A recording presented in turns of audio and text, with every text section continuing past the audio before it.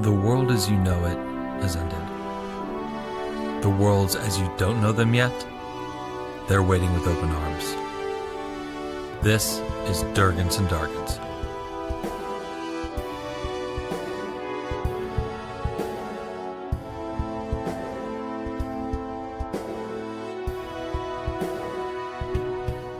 Welcome to Durgans and Dargans.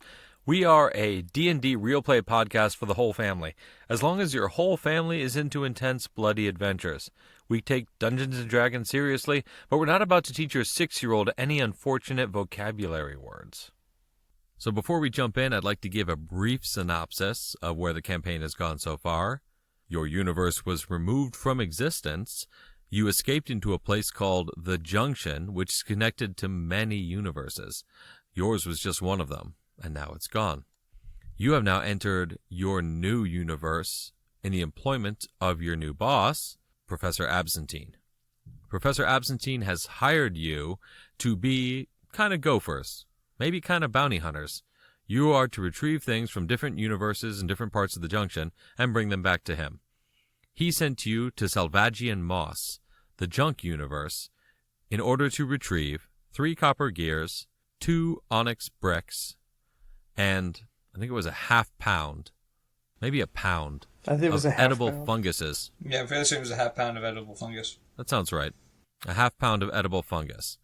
You haven't found any of them yet, but after passing through outgoing customs, you got into Salvagian Moss, crossed a disgusting trash river, went through a few obstacles on your way, and have just now crossed a trash pond onto a mossy island and are confronted by a shambling mound. Everybody, don't roll initiative. As the mound shambles towards you, it doesn't raise its arms violently. It says, "Oh, hello.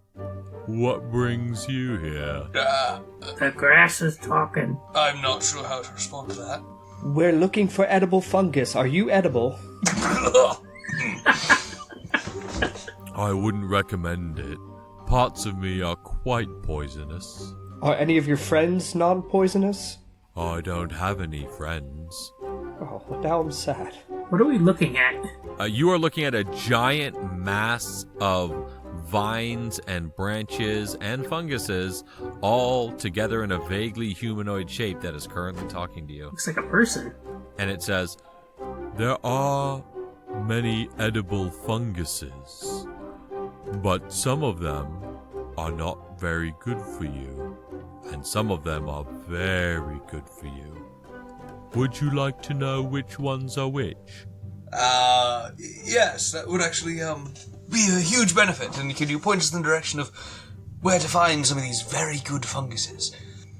Oh, they're all around you right here on this island. Would you like to know which is which? When you say good, I think for our purposes, really it's just the kill you and not kill you are the only 2 categories that we're really concerned with. I don't think, like, calorie density is something that I'm going to be concerned with, or flavor profile, or the professor just said edible. Some of them will definitely kill you. We'd like to avoid those, please. Right, so show us the not kill ones. That would be doing you a favor. In exchange, I would like a favor from you. Because I'm a very basic NPC, and that's how this works. What are you, what would you want in return? Well, you see, I've been having some awful dreams. Sometime in the recent past, not sure when, I felt a rumbling deep below me on this island, and then I began having the most awful dreams. I feel like I'm seeing things that aren't there. Awful things. Now you're smaller than me. If you go down into the tunnels below my island and find whatever is causing the evil, I will give you as much edible fungus as you can carry, and the best kinds, the kinds that heal and do good things. have you tried to fix these bad dreams? Have you tried eating some shrooms for it? Oh, they don't do anything for me. It's just basic calories. Okay, just checking. Well, are you sure you don't want on a bed? I got a nice bedroll here. You just help you give you sweet dreams. He's definitely like 15 feet tall. And I don't know how efficient a gnome's bedroll would be. It just As you offer him the bedroll, he lifts it up in 2 tiny little fingers and goes, "Thanks, but no thanks." and it just and then it hit its jet and he just collapses under it. Yeah. Yeah. What, how wise would you say that this shambling mound looks? Looks. That's a great question. Does he appear like, is it like a swamp thing, or is it like a tree beard in terms of wisdom? You don't have to give me an answer. I guess that's a little This one's little bit definitely cheating, but- functioning like a tree beard. So he does seem fairly wise. Because I'm thinking we could just charm him into giving us what we want. Like I said, he's functioning like a tree beard. You can try if you want. Yeah, I'm gonna cast Charm Person. And he makes a wisdom saving throw? Yeah. But is he a person though? It just says that you attempt to charm a humanoid you can see within range. It must make a wisdom Oh, save. yeah, and definitely does so. not a humanoid. It's a large plant. I according to the do stat believe block. when you were describing him, you did He said a humanoid. He said a specifically- humanoid shape. very Hoisted by my specifically own use the petard. word humanoid. Shape is different than Yeah, creature I type, though. did. You know, he's right, but you're also right. I will allow you to cast Charm Person, but he's gonna have advantage on the saving throw. Yeah, well, I will say it does only say you have advantage if we're fighting it, but just make the saving throw and say you succeeded. We don't see your dice, Give me a Ben. second. I know you don't, but a 19 plus 4 works anyway. Oh, yeah. What are the odds of that? Yeah, I know, right? Didn't see that coming. Yeah, there we go. We're really pushing through that fourth wall today, aren't we? Okay. Yeah, he makes his saving throw. And he can tell, because that's how Charm Person works, that you tried to charm him. He says, "Oh, it's nice that you want to be my friend, but I think we should establish this on more of a quid pro quo than sleight of hand and magic." I just turned to Rune and was like, what did you do? I tried to be his friend. Where is this? You said there was some kind of entrance under the island? Yeah, there's a long stone passageway that goes down. It's too small for me. And he gestures to a hole in the rock that looks kind of like a destroyed spiral staircase that goes down. It's only about, I want to say 3 feet wide and only about 6 feet tall. So Darren, you'll have to stoop. What is the stench emanating from this thing? It's no worse than the stench around you at all times. Okay. I'm not wasting time. Let's go. Alright, fine, let's go. Alright, so Jet, you have dark vision now because you have the Belt of Dwarven Kind. Hey, you. Yes, you do, because you bought it at the magic shop, well, today, but in reality, in our time, months and months ago. So yes, you now have dark vision, but no one else got anything that gave them dark vision. So you have dark vision, no one else does. At least it was the DM mentioning that he had dark vision and not Matt jumping up and going, I have dark vision! Alright. Yes. So what order are we going down the stairs in? Jet's going in first. Obviously, And are we lighting any torches? I'll go in last and I'll cast a light to give us a bit of a view. Okay, cool. So that's Jet going first with his dark vision, and Runel in the center, and Darren last casting light. You guys descend down this broken spiral staircase for a while. It's a good 5 to 10 minutes down, and as you go, there is moss on the walls. There is a dripping sound that you can hear. There are strange runes and carvings on some of the stones around you. Some of them seem like they were placed there deliberately, some of them don't. They seem like they were just bits of rock or roots that intruded their way into this passage. You reach the bottom of the steps and your feet splash into water, barely 6 inches deep. You are in a flooded grotto. It is pitch black, with only those of you with dark vision able to see anything. Except there's light cast, so you can see a decent way around. It is very dark. Well, the range of the spell is like touch and then 20 feet asterisk. Okay, so you can see 20 feet away from you. Until the spell ends, the object sheds bright light in a 20-foot radius and dim light for an additional 20 feet. Okay. So I can see dim light up to 40 feet. It's dark and dim with your light being cast in a 40-foot radius, but the room is larger than that. Just for stupid touch, I cast the light on my hat, so on my very fashionable hat. So my hat is just kind of shining. Yes, you and your shiny hat have now entered this sunken grotto. You hear ripples washing against the grotto walls and see the expanse of water stretching away from you, with several large piles of rock jutting up from it, with a large rocky island in the center of it. The walls seem half-natural cave and half-cut stone, as if someone had tried to shove an entire castle through a cave. As the ripples subside a bit, you think you can hear hissing. And now, everyone open up roll 20. You said hissing, correct? Hissing, yes. Alright, so you can see this area here. So you guys are now at the bottom of these steps. You can see each square is 5 feet. So you can see 1, 2, 3, 4, 1, 2, 3. Oh, and in the dim light, you can make out a very large looking snake on the island in front of you there. It is hard to see in the darkness. It has green bands running around it, but it is mostly black. And it sees you. There's no way it doesn't see you. You guys came down with a torch. You guys weren't being particularly stealthy. Please, everybody, roll for initiative. It's going to be a 15 for Rudel. 18. That's a nat 1 plus 2, so that's a 3.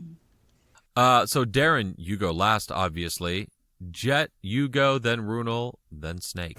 Okay, it's out pretty far from us. So would you say it's in the dim light?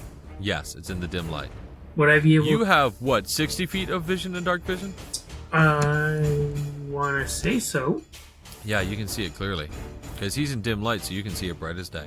Well, Jet is going to reach into his bag and pull out some trusty things he grabbed from the bar the last time they were in their world, where he has a store of table legs in his back pocket, and he's going to put a stick which he threw some string across, and then pull it out into a longbow and fire a table leg. All right, make a ranged attack roll, please. Okay. I'm trying to remember this. Did you steal table legs just from a random table at the bar? Part of my starting equipment? Question? It was definitely part of your starting equipment. Okay. You had a whole bunch of mismatched junk that you fashioned into weapons. Yeah. Also, I will say, if you want to replace some of those arrows with, like, random stuff that you find in the junk universe, yeah, that's a thing you can do. Nice. So the answer is yes, he stole them from a bar, just not during this campaign. Yeah, Yeah, so that's a 16 to hit. that hits. Ooh, nice. 8 damage. Piercing damage. 8 damage. Oh, this, man, that sinks deep into the snake, and it hisses. And it looks pretty hurt. Nice. Jet is going to just move a few feet up so that his friends can get by down the stairs if they want to, but he's still gonna stay close to keep guarded behind a few people, behind his friends. Okay. That's my turn. All right, cool. All right, Runel. How deep is that water? It's only up to about Jet's knees or thighs. It's only about like 6 inches to a foot deep. Cool. That's Jet's waist. Oof. That's. Oh wait, never mind. Rough. No. No, his knees. Oh, I can't. Math. Jet. Jet is not a math person. You are, but Jet's not. How high is he again? Yeah, I love how you're foisting this off on Jet. No, You don't have, what is it, a master's in engineering or something? You know, I'm not Cut that really a part math guy. All right. Okay, carrying on. Runel, what are we up to? Runel's gonna cast Magic Missile All right. as a first level spell, and that's gonna be 7 points of force damage. You crush the snake's head, and it dies. How does it strike my heel, or No. No. You are the offspring of a woman. But no, it does not strike your heel. It didn't get close enough to strike your heel. Nice. nice? Well, so I'm not the And offspring yeah, of the woman then, because that is who's Not that heel. offspring. Right, not that one. I'm Seth. Yeah. Anyway. Anyway. It dies. And, It Oh, can't no. be that easy. Do any heads grow back? no. But That's you what I'm think, waiting for. Well, everyone make a perception check. There it is. Oh, I'm expecting a den of these things. Hey, that's pretty good. That's a 6 I for forgot I Runel. have a -1 in perception. That's an 11. 16. Jet, you think you hear some more hissing, and you think you see some ripples coming from other parts of the cavern. Watch out, boys. We got company. Okay, so Runel, do you move at all, or I'm gonna get closer to the edge of like that water, but I'm not gonna obviously get into it. so we'll put you about here. Yeah. That about right? Okay. All right. So it is now. Well, it's the turn of whoever else is in this cavern. How many other snakes are ahead of me in order? Because I'm fairly certain most of them are. Who knows? I just rolled once for the snakes. Oh, so they're all ahead of me. Yeah! Woo! All right. So as of right now, you don't see anything else. Nothing else seems to be moving. Can I cast light on a rock and then throw it into the middle of the cavern? Yes, you can do that. Yeah, so for my action, I will just simply pick up a small stone or a small piece of garbage It's a around concentration spell. here. Doesn't require concentration. How long does it last? An hour. Okay, yes, you can cast light on a stone and throw it into the center. Do you have to use another spell slot for that? Can you just throw your hat? No, it's a cantrip. Oh, okay. I don't want to great. lose. I don't want to lose my Yeah. surprisingly fashionable hat, but it's a cantrip. Of course. Yeah, say you don't have light on your hat anymore, but because it's now on the rock.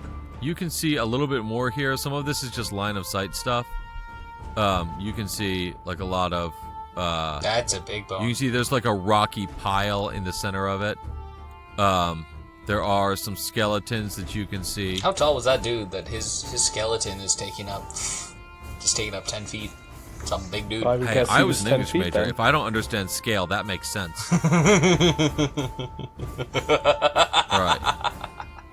All right, there we go. So you can now see all of this stuff.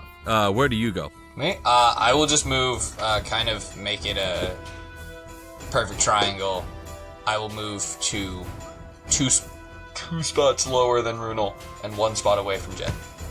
Moving right along, it's back to the top of the order. Jet, it's your turn. Okay. Seeing that I don't see anybody approaching yet, I'm going to ignore that. I'm going to. Jet is going to move straight ahead through those 2 rock passages that way. Yeah, there-ish. Okay. And can you see anything else further? What is that thing that he in the dirt, sitting in the dirt? If that is a thing, That's a skeleton that you can see. or rather, I should rephrase that. What does Jet see? Jet see in the Oh, land? look at all those snakes! Look at all those snakes! Why did it have to be snakes? Snakes. Yeah, that's just kind of, here we go, we're going to reveal all this. That's what Jet can see. Okay. Jet, what are you going to do? You see 5 more snakes. Then Jet is gonna Hulk out. He activates his giant the runes etched into his shirt, and then he hulks out, becomes like 10 and becomes huge. Giant Smite was bonus action. Okay, fantastic. You still have a little bit of movement left. Do you want to go and attack one of these snakes? I am. What I'm actually gonna do is Jet is actually gonna double back and hang by that rock, and then chuck something at one of them. Okay, all right. So you are going to go here.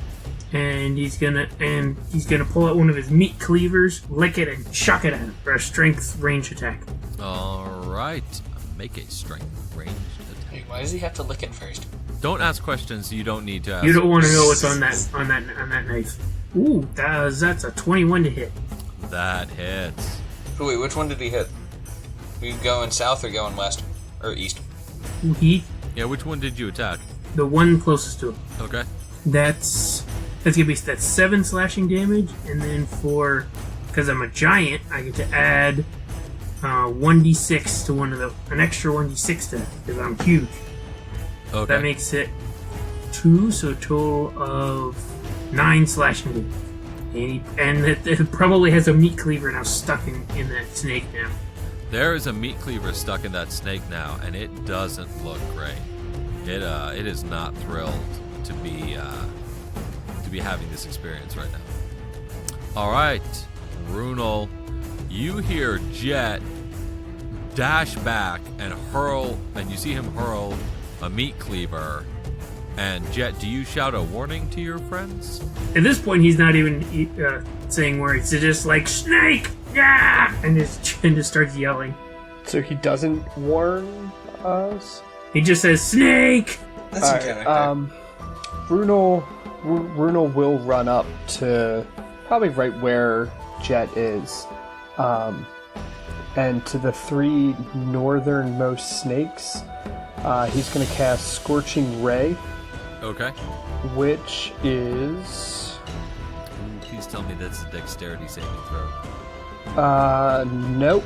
Nope, it's just a ranged spell attack for each ray, so I'm creating 3 rays of fire to hurl at each one at a different snake. So the first one is a 10 to hit.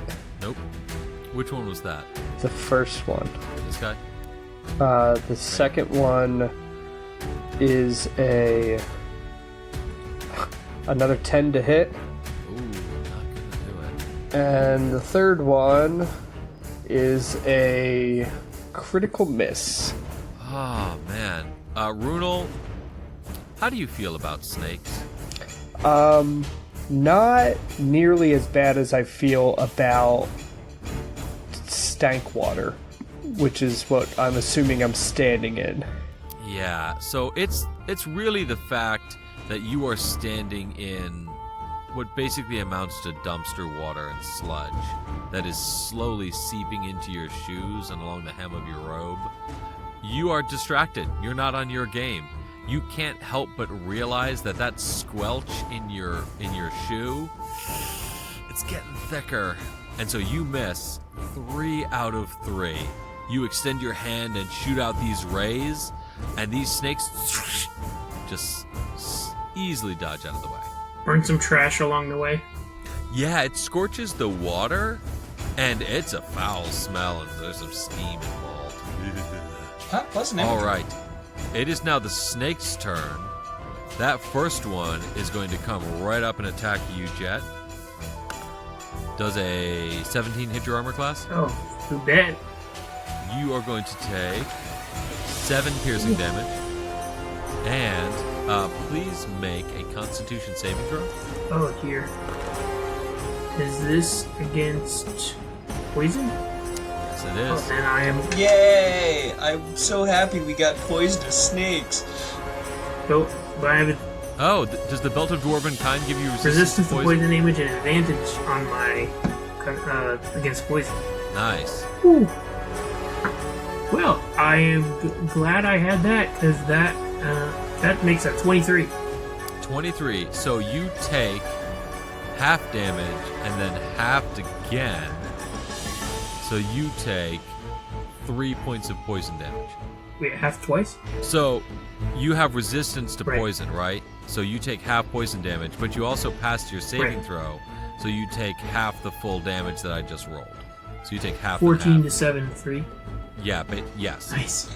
It's a hard-hitting snake. He just bites on my wrist, and I'm just like, yeah, and I just chuck it off. Right. That's an impressive feat. Deanna Jones would be proud. All right. Well, the next snake is going to come around. Oh, right. And There's he's like going to half a attack dozen. you too. He only rolls a 10. That doesn't hit your armor class, right? Nope. Just kick him out of the way. And then that third one is going to come all the way around. And it's going to attack you again, Jet, because you're the only one who's hurt. Well, no, I guess Runel did kill that other snake. But he's clearly off his game, so they're going for the dangerous one. Well, I wasn't in the water at the time. That's true. That's true. All right. Oh, that's tough. Okay, the nat 20. Oh, you lucked out on that nat 20. That pardon? for piercing damage, he only does 7 piercing damage. He rolled less damage on the 2 than he did on the 1. And then you take 5 poison damage. Oof, that was a lot of dice. All right.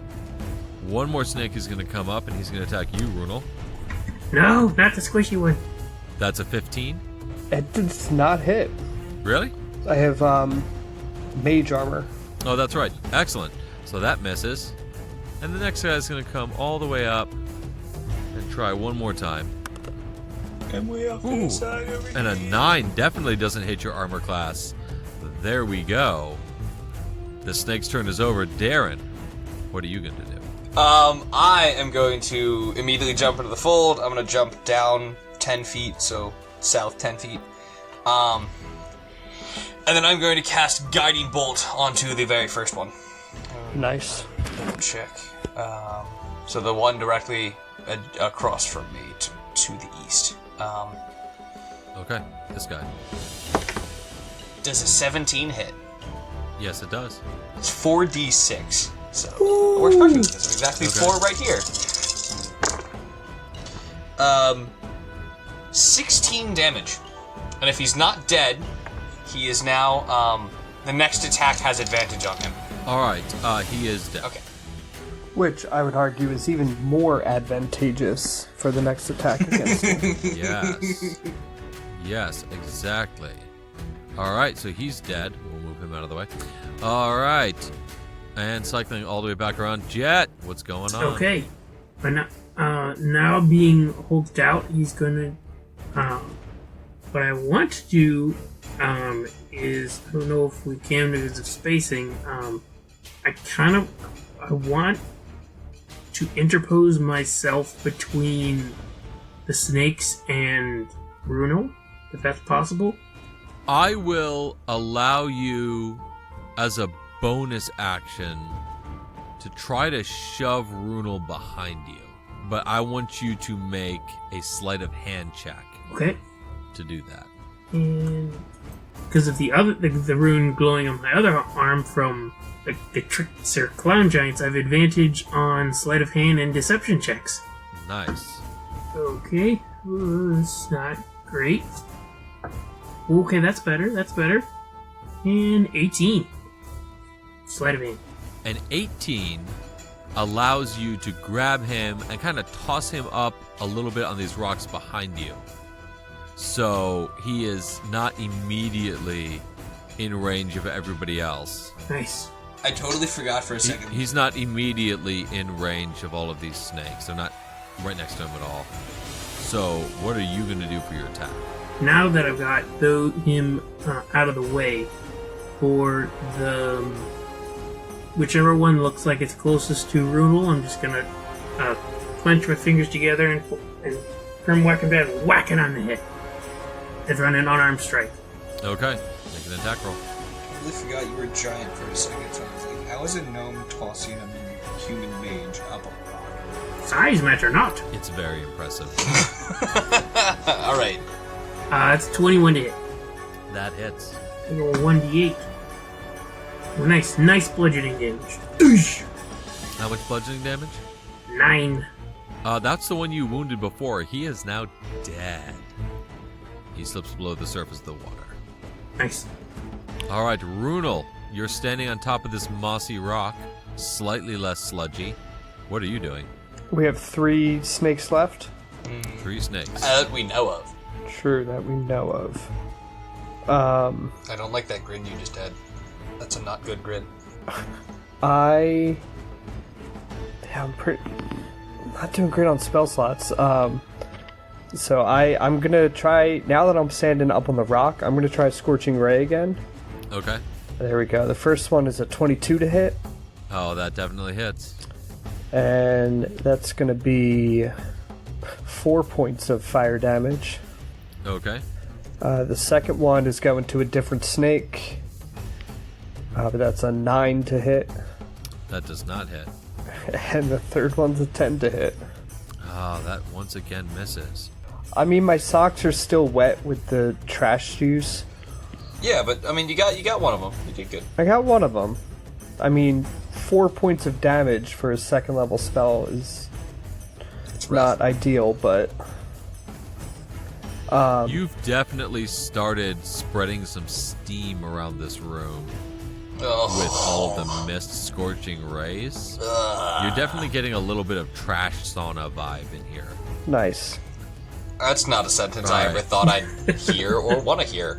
That sentence now exists in the universe. I have made it happen. This is my power as the dungeon master. All right, so now it's the snake's turn. Well, the snakes are good. Are they the same breed? Like, are we noticing variations of snake, or they all look the same as the first one we killed? So far, they all look the same. Wait, what do they look like? They were like black and green stripes.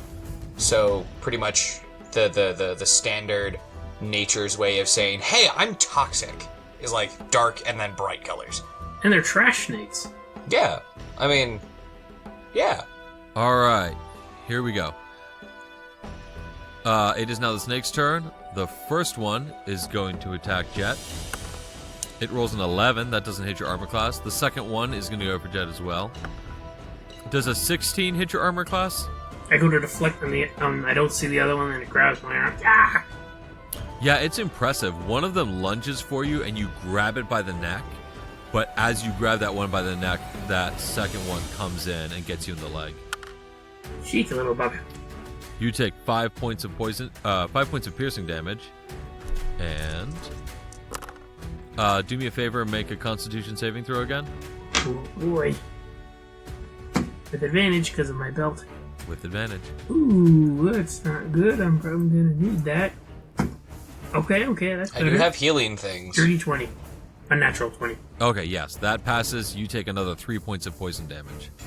That is saving you right now. So. Yeah. This third one comes over here and it attacks you, Darren. I knew it. Let's do this. Does a 14 hit your armor class? Yes. All right. I have all of the Constitution, but only 12 armor. You take 5 points of piercing damage. Ooh. All right, 5. And make a Constitution saving throw, Mr. Brag about my Constitution. Hey, I have all. I'm a Constitution caster for a reason. Oh, that's a 5. Oof. You take 14 points of poison damage. Hold on, 29 minus 19? I am at 10 health right now. Am I poisoned currently, or is it just one turn poison damage? So, these actually, yeah, they don't give you the poisoned effect. Whew. It doesn't say end is poisoned. You just take that poison Whew. damage. Thank goodness. I can live with that. Well, since it's my turn, It is. we're all within 30 feet, correct? Yes. Alright. Well, boys, I'm using my last second level spell slot, and I'm casting Aid. Everyone, choose up to 3 creatures within range, so all of us, we only have the 3 of us. I'm casting Aid. Everyone gets 5 extra hit points right now. So your maximum hit points go up by 5. So everybody gets 5 extra HP to their max and to their current. Go ahead and do the math. Alright, cycling back around to Jet. Okay. With Runel on the rock behind me, does it look like any of the snakes could maybe reach him? If they did, they look like they have a lot of movement. So maybe they could get to him. Okay. He is going next. So what I think I'm going to do, Jet's going to look over and see his Minotaur friend is suffering a bit of that poison. He's like, I'll help you, buddy.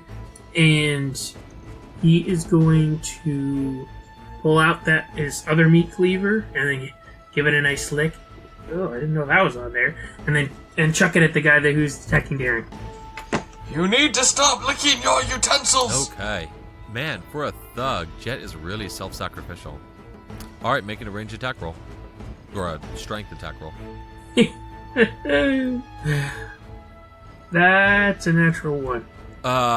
Hey, Darren, make a dexterity saving throw, please. What? You threw a dagger at me, and you missed. Okay, that works. That's a 15. Alright, you dodged the cleaver that was thrown at the snake in front of you. You don't get hit by it. I was trying to help. Don't lick them next time! Okay, Runel, it's your turn. Which of these two snakes has more damage? The one that is directly in front of the two of you. Yeah, I'm going to throw my dagger at that one. Okay. And that is a 21 to hit. So you hit with Little Stabber. Little Stabber, it does 7 points of stabber damage. Little Stabber kills that snake. Heck yes. It goes, like the snake is lunging forward to bite Jet, and the dagger just goes right into its mouth.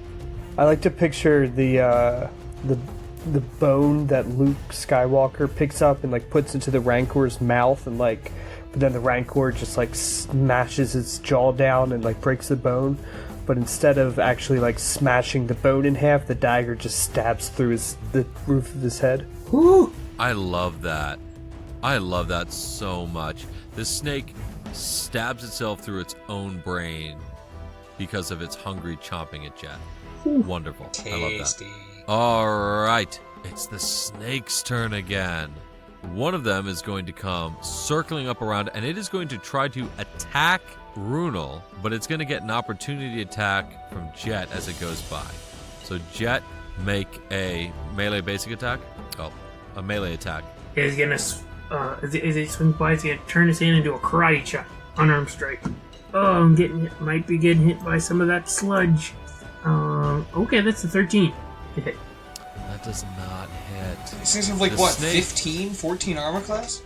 I don't have to tell you. I rolled a 13. I'm guessing at this rate. What is this? Show and tell? This No. is not you tell me. This is like I speculate wildly. And I look for your reaction to see what you how you grimace. I'm not saying anything. Fair enough. All right, the snake makes an attack on Runel. Ooh, an 8 does not hit your armor class. Sure does not. So with one of your mucky boots, you manage to like kick it away from you down the rock. The other one is going to attack Darren again, and a 15 hits your armor class. Yes. Yeah, it does. Am I gonna get knocked unconscious again? Cloud Room. I activate my Cloud Room and transfer the attack to me. You're like 30 feet away. Yeah, and that's the range I need. How does that work? With my Cloud Room, when you or a creature is within 30 feet of you is hit by an attack roll, I use my reaction. Oh, but I just use an attack of opportunity. You react your action. Dang it. Yeah, you can't do it. Here we go. You said 3 points, you said? And then make a Constitution saving throw. That is an 18. Yes! That passes. Yes, it does. You take 4 points of poison damage. I am not going out this session. 8. I've got 8 HP left, guys. Okay, is it my turn? It is. Maul your him. turn. Okay. He's right in front of me. Give him the horns. If I use a ranged attack, if I use Guiding Bolt right now, he'd have an attack of opportunity, correct? It's a ranged attack. Yeah, just We've had this discussion no less than 3 times. I'll never remember. You don't provoke an opportunity attack by using magic when someone is right next to you. Great! Then I'm throwing a Guiding Bolt right at this thing's but face. he's almost dead. You don't need a first level. Okay, I'm shutting up. I don't care. I'm angry. This guy has poisoned me. Does a 17 hit his armor class? Yes, it does. Yay! 4d6 right into this thing's brain. That's 20 damage. It explodes. I obliterate this thing in You a are flash of not just blinding covered light. in messy, gunky garbage water. You are also now covered in chunks of snake. But like glowing chunks of snake because this thing, like it is illuminated. Yes. At the hit of blinding of Guiding Bolt. So like I am now covered in just illuminated snake guts. Yes, but because you added that flavor, the next attack on you is going to have advantage because you are covered in glowing bits of Fair snake. enough. I love good RP, but if you get too ridiculous with it, it's got a cost. Okay, Jet, what's up? And how's that last snake looking? Does it look almost gone? That last snake is at full HP. All right, I've had enough of these guys. I'm pulling out I guess I'm wearing it.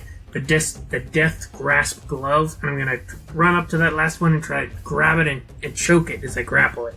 Okay, make a contested strength roll. Strength or athletics? Athletics. Okay, and because I'm huge, I have advantage, which I could use that.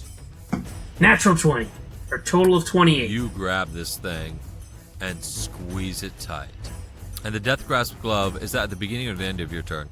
Up to you, I guess. I'll let you do it this time. All right. You didn't attack or anything this round, so you can just do the damage. Okay, if that was 1d8, I don't know what kind of damage it is. But it's 6 damage. You do 6 damage to this thing, and like bits and pieces of it seem to fall off. Some of its skin sheds And then I'm off. going to use my movement to, which I guess I'm grappling him, so I'm half movement. I'm going to pull him, like 15 feet away from Runel, so it can't hurt him.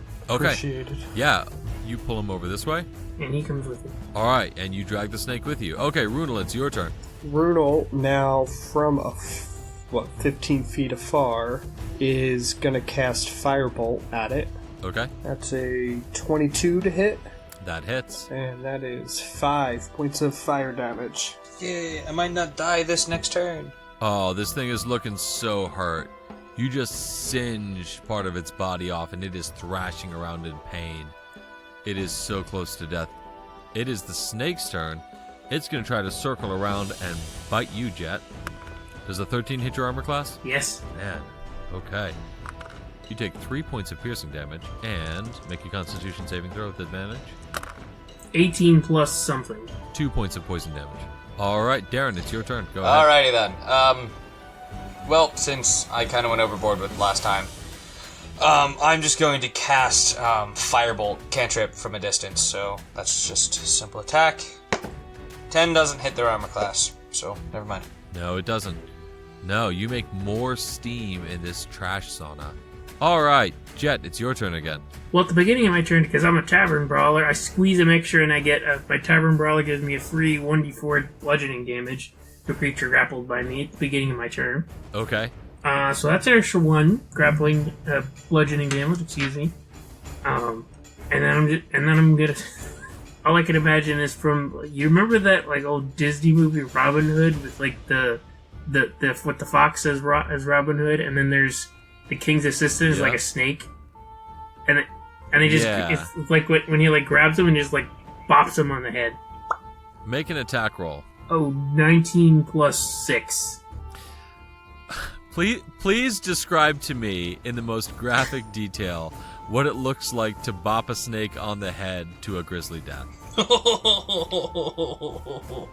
It's in my grasp with this spiky fingered black glove of death. Its head flailing all about. I tilt my head, twinkle in my eye, and stare it down. At the last second, it makes eye contact. It realizes what's coming. As this fist slams down and it contacts it right on the head, cartilage splintering, and it gets split down the middle with the bludgeoning force. That's beautiful. That brings a tear to my eye. I love carnage so much. All right. Yeah, like I said in the intro, we are a D&D podcast for the whole family, as long as your family is into intense, bloody adventures. That's who we are. Here's the bloody Now part. we're covered with blood and trash. So, I'm going to give you guys a little bit of an advantage here. You are not out of initiative yet.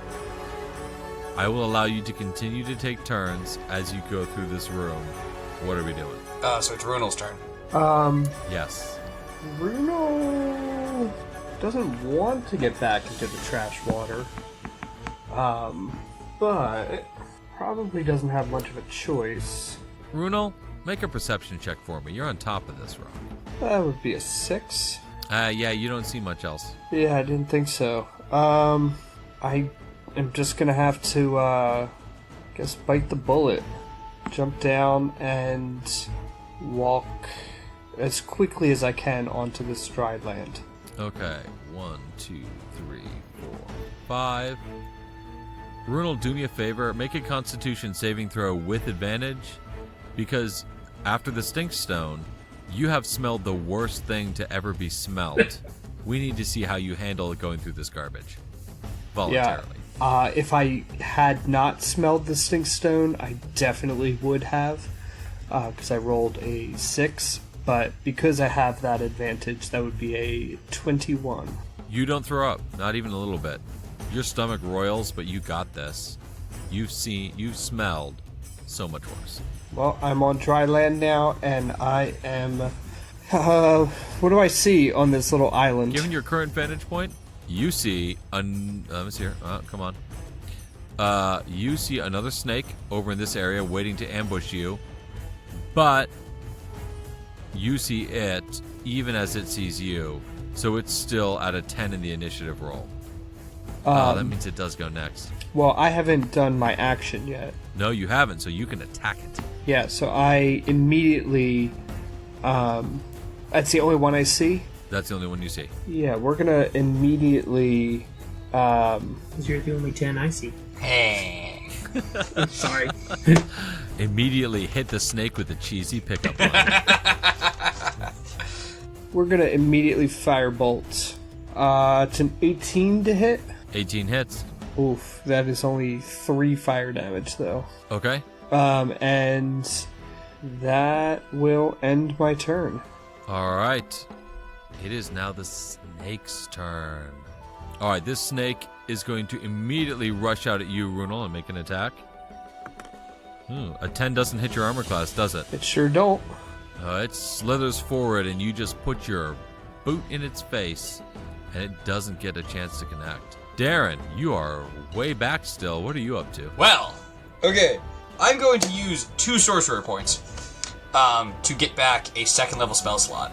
And I'm going to cast Cure Wounds at 2nd level on myself, so I can actually, and while still moving forward, like 30 feet, I'm going to use that to actually get back in the fight and not be, like, close to death. So at 2nd level, that's 2d8 plus my spellcasting modifier, so, like... So that is 7 plus 6, so 13 plus 5 is 18. Okay, you heal yourself for 18 points of damage, 18 points of healing. All right, cycling back around, Jet. Okay. So before he threw one of his meat cleavers, it got impacted on one of those snakes nearby. Can you try and go and pick it up?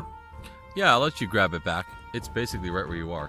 All right, and now it's like, ooh, got some new trash in there. It's a lick. That's no good. I hate this. And Why would you do that? and he just chucks it at the other one. Give me something better next time. All right, make a ranged attack with strength. Okay, that's not bad. That is an 18 hit. That hits. Oh, 7. Oh, but I'm big, so I get to add another d6 to that. Nice, 10 slashing damage. Big boy slash. Jet, you are on a roll. You split this thing right down the middle of its face. Right down the middle. There's an eye on either side. There's a fang on either side. There's one half of its forked tongue on either side. It is split down the middle of its face. Ooh, I wonder what that tastes like. No! All right. So, the last snake that you have seen is vanquished, and I will give you guys the peace of mind of saying that you are now out of initiative. Woo! Yay! That itch in the back of your brain is suddenly gone. You're like, okay, things are okay. I will keep the battle map going for now, though. Runel, you see around this corner here, you see a treasure chest. Do you inform any of us? Yeah, does it Describe the treasure chest. Does it look normal? So the entire treasure chest looks like it's carved out of a single piece of quartz. Does it have a hinge or a crack, or is it just like a block of quartz? There are hinges on it. Okay. You do see a lock on it, but it doesn't seem like it's super, super heavy duty. We're going to cast Detect Magic on it.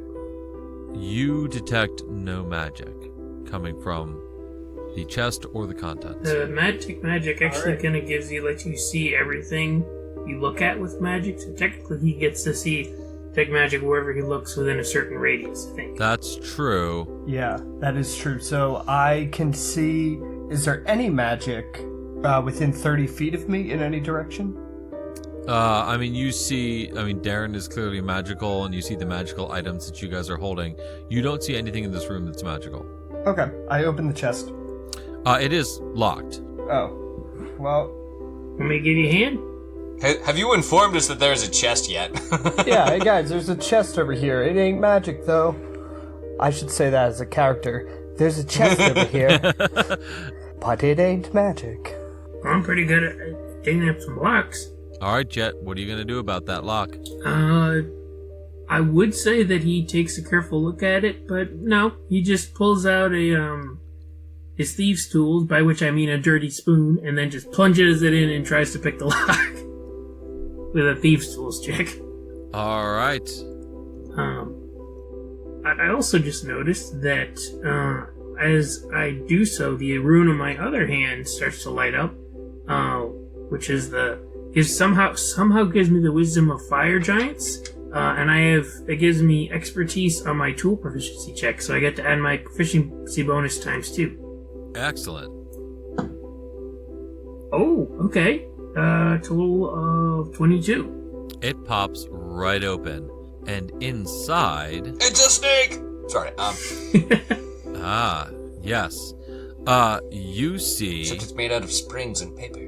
Inside the chest, you see 100 Snakes. gems. You guys see gems that are green, and I need everyone to make a perception check. Uh-oh. Well, that's a dirty one. That's a 4. I rolled a 2 minus 1. 14. Jet, these gems smell faintly sweet. You can kind of make that out over the trash smell. There's 100 green gems, and each of them smells a little sugary. I eat one. Yeah. No, you eat one, and it basically functions like rock candy. It is super sweet. It is a little minty, and it is one of the most delicious things you have ever seen in your entire life. Seen? Oh, it is one of the most delicious things you have ever eaten in your entire life. This looks delicious. Wow. God, no, really, this is really good. It kind of takes away the trash smell from your mouth, which is kind of disappointing, but it tastes pretty good. Brunel is just staring at him because from, obviously this perspective, he's just eating gemstones. Yeah, I knew he was dumb, but I didn't know that, eating rocks dumb. And that crunching sound you hear from his mouth is probably his teeth. I'll just hold on to these for now. Oh, wait, sorry, I kind of missed. Besides the rocks, was there anything else in this chest? No, just 100 gemstones. Let's see That if are we can apparently edible. sell these. Well, there's 99 of them now. Okay. I know, I took note. Wait, so there's still 100? No, there's 99. There's 99 there. He ate one. I'll hold on Let's to each these. So I'm take gonna 33. we'll each take 33. That works. That actually does make it perfectly divisible by 3. I love math. Okay. All right. Is there anything else you guys do in this grotto before you head back? Is there? I'm gonna do another light cantrip, and in this darkened portion behind us that we cannot seem to see. I just want to cast a light over there, see if there's anything else over here. Okay. Take another rock. Pull 3. Okay. All right. Around the back of it, you see that there's kind of a mound of stones that seem like they were cut stones, part of a wall that is piled up around this area behind this wall of rock, if you see where I'm highlighting here. And on it, you see what looks like old battlements and some banners. There's a few different ones. There's things that look like maybe they were like banners for a magical act, a banner for some local lord in red and green and gold, and a banner for just like a local gladiator school. I run a history check. Do I recognize any of these from the Borean universe? Make a history check. 4 doesn't work. No, it doesn't. Well, gents, not much over here. Just some old castle-looking stuff. Oh, any good rocks for looking over there? I vault over. All right, Jet vaults over. You see the same thing he does. You see gladiator school, magician show, and local lord's colors in red and green and gold. Well, Matt would love to know the context behind this, but Jet has no idea. He just sees some good-looking rocks, so he throws some rocks in his pocket. Okay. I'll let you make a history check if you want. Okay. Not much is gonna happen with that. I'm just rolling that 20. Oh, wow. Okay. 17 minus 3. That's 14. Yeah, you vaguely remember having seen something like that in your recent history. Maybe it was in the Boring Universe, maybe it was the Junction. Sometime recently you saw something along those same color schemes, red and green and gold. I'm trying not to metagame. I know you're trying. Nice rocks. Can Runel use either Frostbite or Prestidigitation to, like, freeze the water that he steps on so he doesn't actually have to sink down into it? I will allow you to use Prestidigitation to basically constantly dry your clothing as it is in the water. There we go. So you manage to walk through it without getting super mucky, or at least not mucky for longer than a second. We hear like a dry cleaning hum of just like... And so doing that, where are you going? Well, I want to see the things that they're checking out. Okay. All right, you're out behind here, and you see the banners that are kind of right here. Yeah, can I make a history check? Yes, please. 17. You recognize red and green and gold as the Hardelay family colors, and that looks an awful lot like one of their banners that you saw on the walls of the town hall the day of the execution, the day the universe was destroyed. Okay, so now I want to specifically investigate for things from our universe around this area. Okay, yeah. Make an investigate check. That is a nat 20 plus 3. Ooh. 23. Very nicely done. That is good. That is very good. You identify the poster of the magic show as the great Bambino, who was famous for doing a whole bunch of magic tricks using no magic at all. He called himself an illusionist, and he was very, very famous because using absolutely zero magical powers, he would set up an anti-magic field in his audience and in his auditorium, and he would do all these seemingly magical things with no magic, and you recognize that from the Boring Universe. Other things just kind of look like, basic stuff. You do see a couple of swords, and they look kind of boring, though you don't have much standard of comparison to. You see some walls, some bits of walls that look like they were just kind of dropped here somehow, and, they look a little boring too. Maybe walls are just boring, or maybe they're walls from the Boring Universe. Can I take the mage banner? Can you take the Hardelay banner?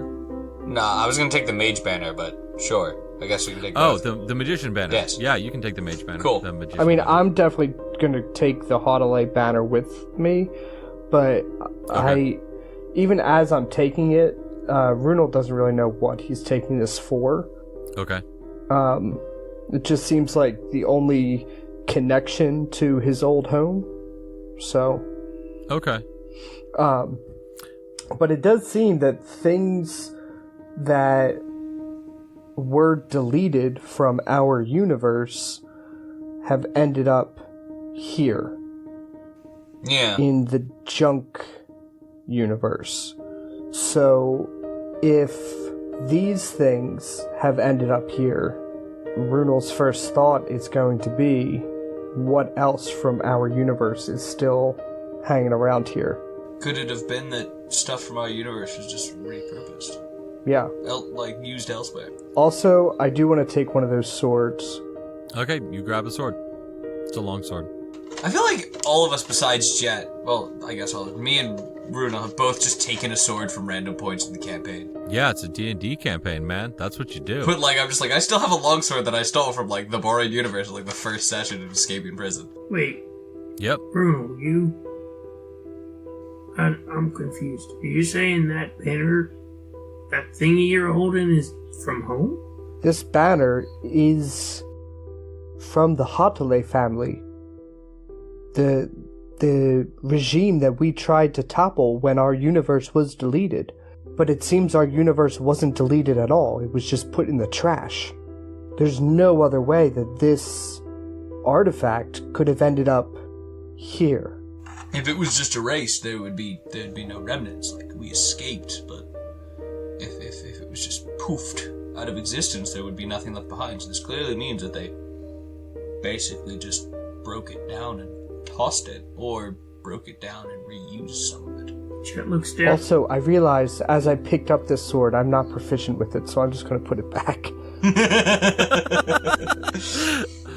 I love that Runel just kind of picks up this sword in a moment of inspired courage. And I think he holds it for maybe a good 3 or 4 minutes, and then realizes this is way too heavy to actually be a reasonable weapon.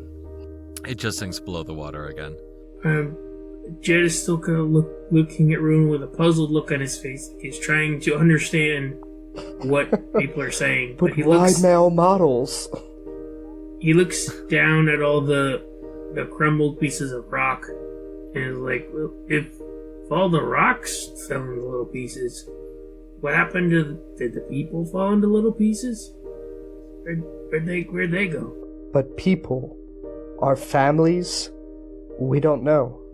And I think it's something we should ask when we get back home. Professor Absenstein has some questions that need answering. Yeah, just gonna be scratching his head and puzzling as we head out. Okay. All right, you guys head back up to the top. And honestly, I think that's where we'll call it for this evening. Thanks, guys, for being great players. Thanks to my wife for letting me play D&D as a hobby and maybe someday as a side gig. And thanks to you, our dear listeners. Thanks for tuning in. Thanks for putting up with us. Thanks for listening all the way through. And if you've listened from the very beginning, I am so sorry for how slow we're posting. Don't apologize for your art. Yeah, I won't. Here's what I will. I'll apologize for not enough art. Yeah. More art.